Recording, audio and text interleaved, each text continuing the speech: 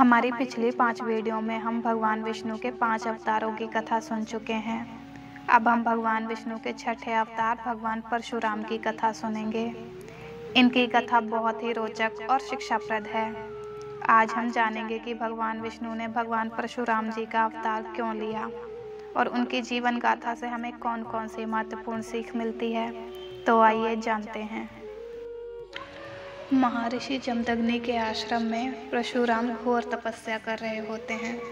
अचानक शिव भगवान प्रकट होते हैं और परशुराम से कहते हैं, परशुराम, मैं तुम्हारी कठोर तपस्या से प्रसन्न हूँ, मांगो क्या वरदान चाहिए। तब परशुराम बोले, प्रभु, मुझे ऐसा पराक्रम प्रदान करिए कि मैं अधर्म के नाश के लिए सदैव तत्पर रहूं। मैं इस संसार में सत्य और न्याय की स्थापना कर सकूं। तब भगवान शिव ने अपना दिव्य फरसा परशुराम जी को देते हुए कहा, ततहास्तु, यह फरसा ग्रहण करो और जब भी अधर्म बढ़े तुम इसे उठाना और न्याय की रक्षा करना। इतना कहकर भगवान शिव अंतर्ध्यान हो गए। एक दिन परशुराम के पिता महर्षि जमदग्नि के आश्रम में राजा कार्तवीर्य अर्जुन पहुंचा और उनसे कहने लगा, हे महर्षि, मैंने सुना है कि आपके पास एक दिव्य कामधेनु गाय है जो अत्यंत संपत्ति प्रदान करने वाली है। आप उसे मुझे सौंप दो।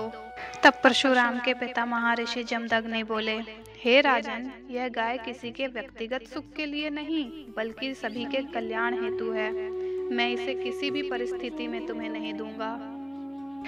तब कार्तवीर्य अर्जुन बोला, मूर्ख मुनि, मैं इस गाय को बलपूर्वक ले जाऊंगा और तुम कुछ भी नहीं कर पाओगे। इतनी बात सुनते ही राजा के सैनिक कामधेनु गाय को जबरदस्ती ले जाने लगते हैं और महर्षि जमदग्नि असहाय खड़े रह जाते हैं। तभी अचानक वहां परशुराम जी आते हैं और राजा से कहते हैं, अधर्मी राजा, तुमने मेरे पिता श्री का अपमान किया और उनकी गाय छीन ली। इसका परिणाम भोगने के लिए तैयार हो जाओ। तब राजा कार्तवीर्य अर्जुन बोला, हे ब्राह्मण, तुम अकेले, मेरी विशाल सेना, क्या करोगे तुम। तब परशुराम फरसा उठाते हुए कहते हैं, मूर्ख, जब धर्म की रक्षा का संकल्प हो तो अकेला योद्धा भी लाखों पर भारी पड़ जाता है। फिर भगवान परशुराम ने अपने दिव्य फरसे से सैनिकों सहित राजा कार्तवीर्य अर्जुन का वध कर दिया।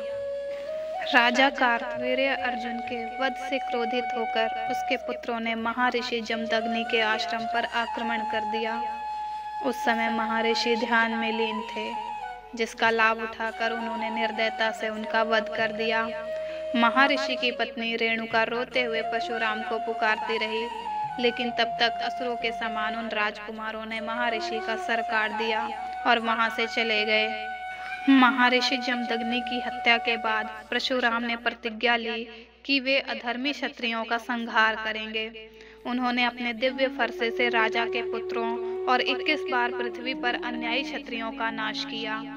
जब धरती अन्याय मुक्त हो गई तो उन्होंने अपने शस्त्र को समुद्र में प्रवाहित कर दिया और तपस्या में लीन हो गए। माना जाता है कि वे आज भी जीवित हैं और भविष्य में भगवान कल्कि को दिव्य शस्त्र प्रदान करेंगे।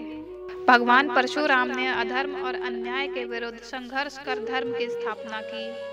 उन्होंने दिखाया कि जब अत्याचार बढ़ता है तो उसे रोकने के लिए साहस और संकल्प जरूरी होता है।